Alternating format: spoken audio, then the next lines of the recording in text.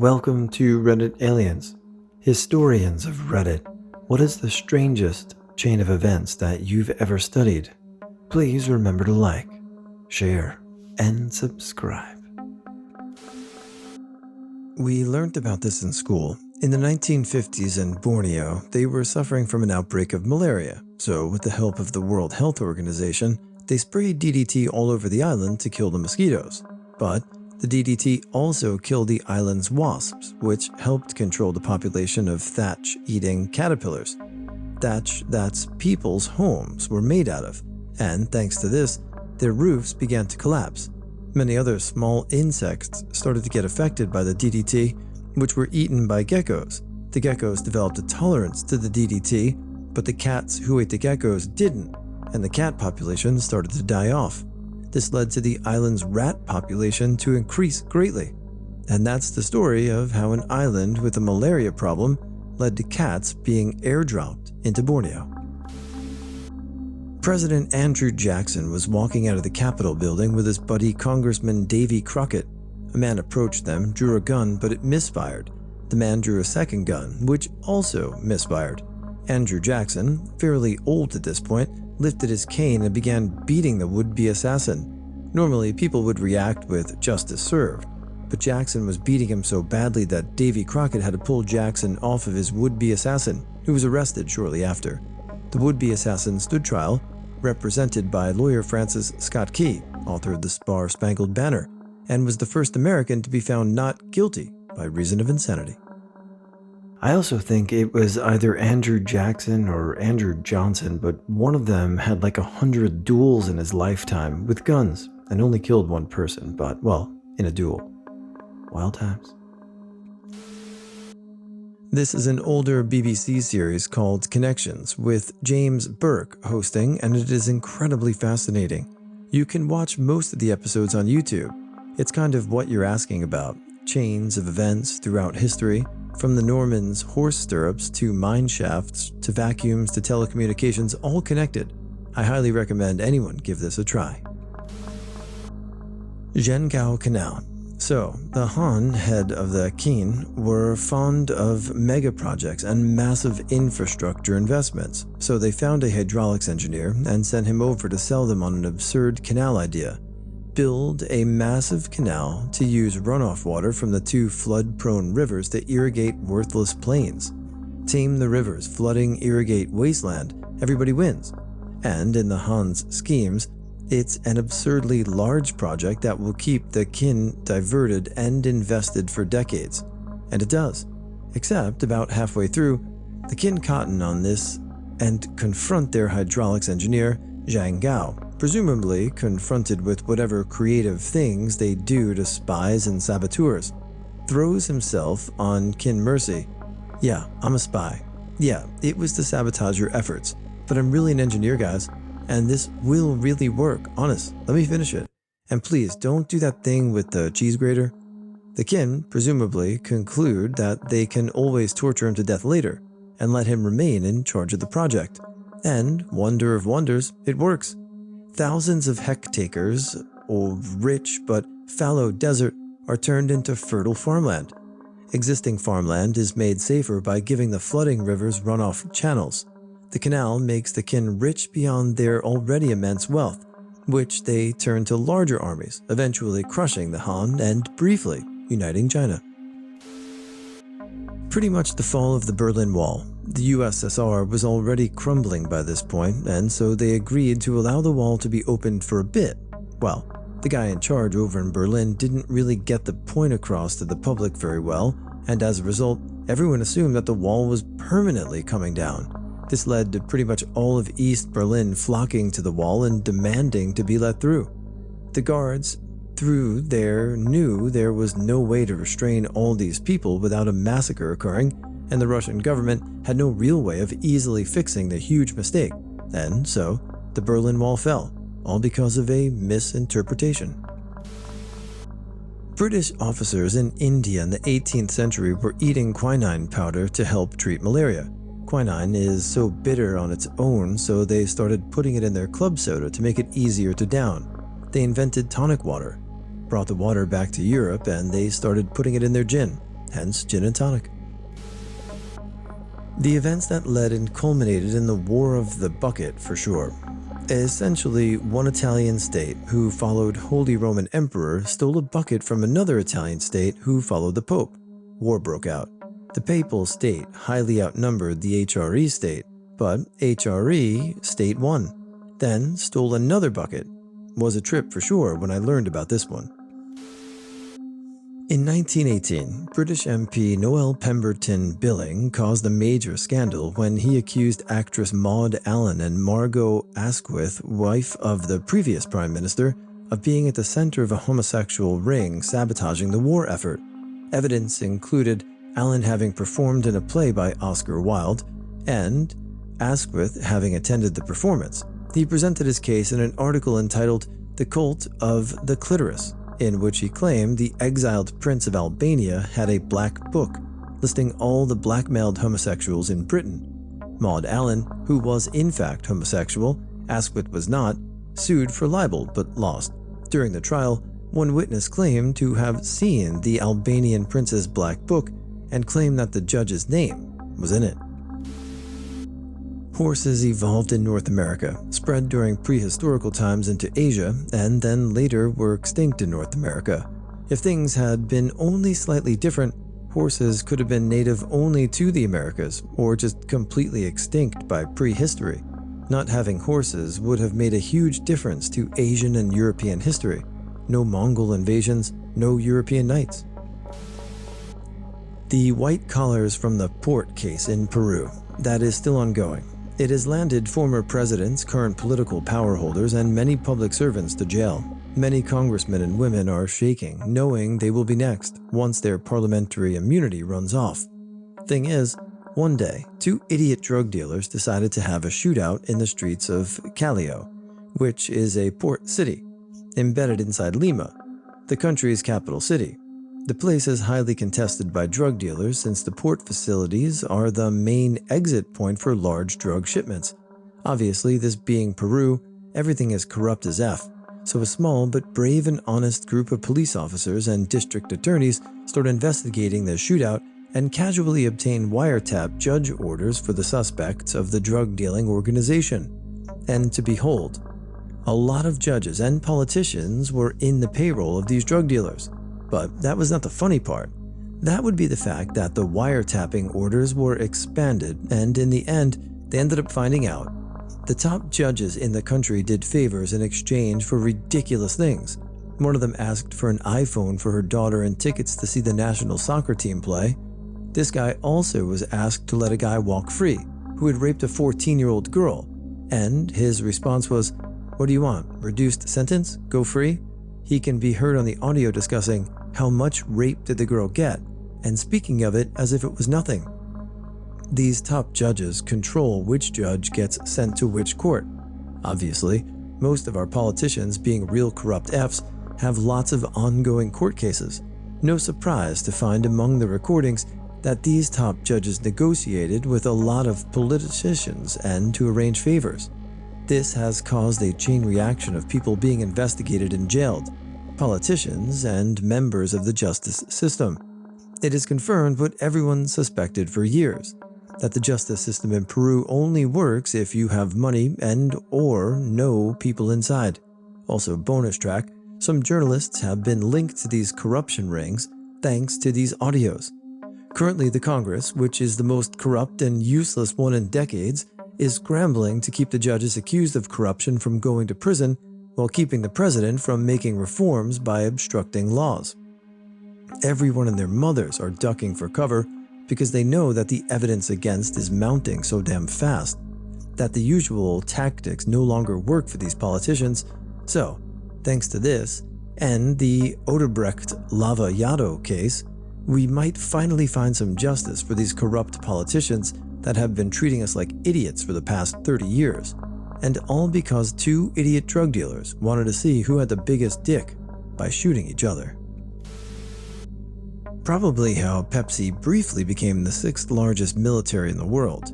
In 1959, President Eisenhower wanted to show the Soviet Union how great America was, so the government set up an American National Exhibition and sent Vice President Nixon there. Well, Nixon and Soviet leader Khrushchev got in an argument over communism versus capitalism.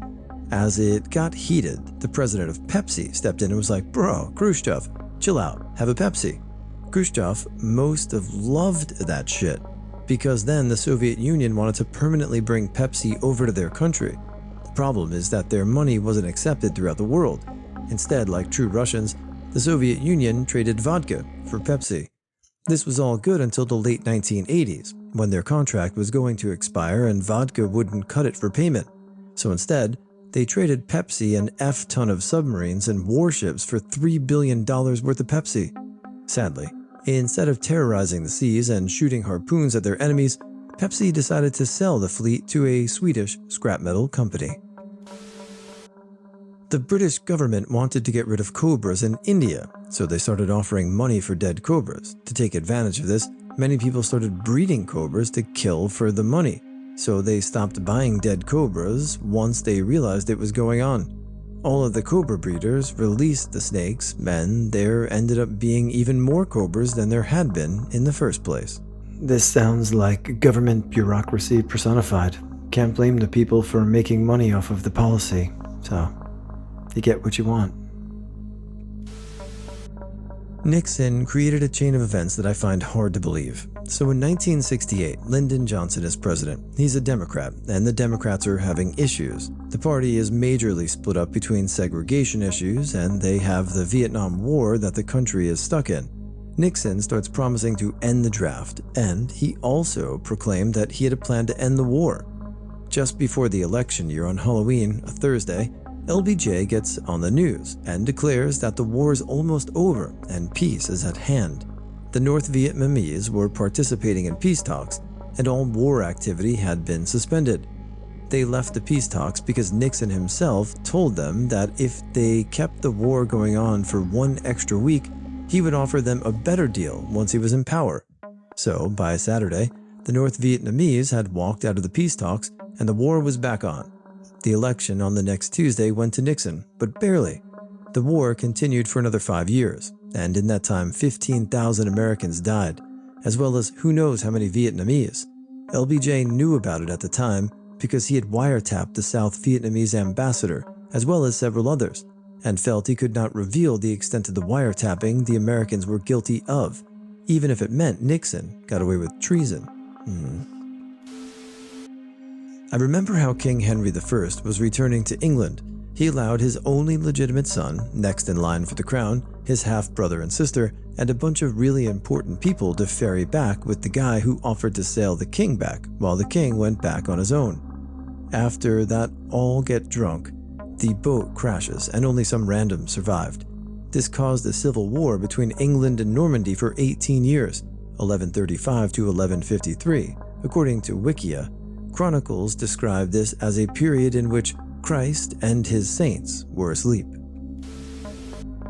As a boxing historian, probably the story of an ancient Greek boxer named Kleomedes. Apparently, while in the Olympic final, he killed his opponent by stabbing his fingers into his opponent's chest, killing him, which means he loses due to a strange and awesome rule, where if your opponent was killed by the fight, he automatically won. So despite surviving the fight, Kleomedes is judged the loser, no glory or olive wreath, returns home to Astaphalia, and lapses into deep depression, commits the first mass murder of school children after punching a support beam so hard the school fell down. All the kids die. Angry mob forms to kill Kleomedes, who takes shelter in a giant chest in a temple of Athena. Townsfolk storm the temple and try to pry open the chest, end up having to rip it apart board by board. But when they got it open, there was nothing in it. Naturally, the people didn't know what to make of it, so they send people to the Oracle of Delphi, who declared that Kleomedes was the last true Astapalian, and that he be worshipped as a demigod. That is how an Olympic boxer became a deity of fertility after murdering a ton of kids. Royal family ain't got shit on ancient Greek today. In the 17th century, most of Europe was on the verge of famine, but potatoes were in plentiful supply. The general population thought of the vegetable as disgusting, so just didn't eat them. Amazingly, Frederick the Great, the King of Prussia, grew fields of potatoes and stationed guards to protect them, saying no one is allowed to eat these. Soon enough, people were stealing potatoes, and then everyone wanted them. The Miranda Supreme Court decision is one of the best. His case made it so that when you are arrested, the police have to tell you your rights, and it became a staple of American TV. What most people do not know is that Ernesto Miranda, the defendant in the case, was a crappy guy, and about 20 years later, he was playing poker illegally in a basement of a bar. He was cheating, and when the people he was playing with found out, they stabbed him with a knife, killing him. The first thing the police did when they arrested the guy that killed Ernesto Miranda was read him his Miranda rights. Arab Spring is recent history, but still history. Mohamed Bouazizi, a Tunisian street vendor, has his wares confiscated. Unable to combat the police, he goes to the local governor to ask for his wares back, but is refused even a meeting. In response, Bouazizi sets himself on fire in public. It's not the sole reason, but certainly the catalyst for the Arab Spring, which includes civil war in many countries, leaders being ousted and in cases like Gaddafi executed. It sees its rise in ISIS, terrorist acts in the Western world, and other conflicts that remain active to this day, all because the police wouldn't give Bouazizi his weighing scales back. During the Black Plague, people thought the cats were spreading the disease. They then killed all the cats. The problem is that the cats killed rats, the real source of the plague. The plague now spread faster. Edinburgh, during the 1800s, was the leading city in anatomical research. However, there were tons of restrictions on how to get a body for dissection. This led to an illegal market of bodies and grave robbing. But when those were cracked down, Burke and Hare started murdering people in order to sell the bodies to an anatomy professor. The original Cuban Revolution comes to mind. The first Cuban rebellion was due to the descendants of the Spanish-born colonists rebelling against Spain. That revolution failed, and many of them were stripped of their properties, which were seized by the victors. Fast forward 10 to 15 years, and another rebellion breaks out, but this time includes freed slaves. The Americans came in at the end of the campaign, and the revolution succeeded. The next 50 years saw American economic domination, which led to a series of corrupt and somewhat ineffective governments, which led to the Castro Revolution. Not a historian, but the current Hong Kong situation is all caused by a murder. A man suspected his girlfriend of cheating while on a trip to Taiwan. The man then killed his girlfriend and fled back to Hong Kong. Since there's no extradition arrangement between Hong Kong and Taiwan, the Hong Kong government introduced a bill that would allow the Hong Kong government to extradite any criminals to not just Taiwan, but also mainland China. This has led to people protesting in Hong Kong for more than 3 months now, an ongoing crisis that has caused more than 700 people arrested and 5 people died from committing a suicide. Bronze Age Apocalypse. The fact that there is an agreed-upon apocalypse or collapse that we've gone through as a human race, I think, is just wild. Civilizations fell like dominoes, one after another. If my memory serves me right, we're not entirely too sure what exactly happens, but that the current popular theory is a series of crazy natural disasters, followed by the mysterious sea people, wrecking everybody except the Egyptians, who are still severely crippled after fighting them. The lack of knowledge we have about the Bronze Age really is fascinating and frightening. I love reading about it, so if you guys have any resources, please share it in the comments below. During the early 20th century, there was an outbreak of Spanish flu in the Americas, which caused large amounts of suffering and death among afflicted throughout the world. 11 victims living in the town of Longyearbyen in the North Sea that died. However, the very cold temperatures there created a layer of permafrost at burial depth with accidentally preserved remnants of the flu.